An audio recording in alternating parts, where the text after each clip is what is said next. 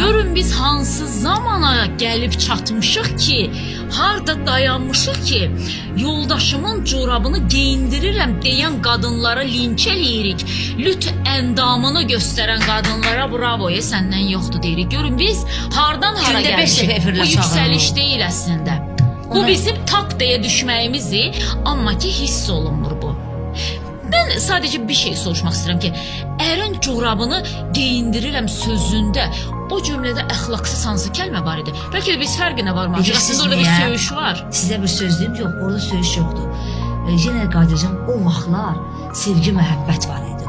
O vaxtlar çox-çox üzr istəyirəm. Gəlin cehiz gətirəndə bir dənə yastıq gətirərdi.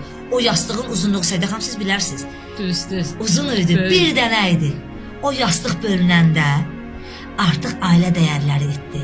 Əvvəl mən bu sözü desəydim ki, ərimin corabını geyindirəm, o yastıq bir dənə olan vaxtlarda desəydim, Ofeliya indiki deyərdilər ki, ay Allah nə gözəl qadındır Ofeliya, danışma bax. Azərbaycan qadını nümunəsi. Əsl Azərbaycan qadını deyərdi, eləməz idilər. O yastıqlar ayrıldı ha, o vaxtda elə bir yastıqda qocal, indi demirlər o söz toylarda. Ermənistan aparamda illərdir. Allah xoşbəxt eləsin, sizə qutardı. Amma o vaxt elə sizi bir yastıqda qocal, adam indi deməyə də utanır. Hər an öz yastığı var, öz üçün yatır. Hətta yataq otaqlarda belə ayrıdır da. Çox xahiş elə, məni pis qəbul eləməyin. Savadlı insanlar biləcək mən nə demək istəyirəm.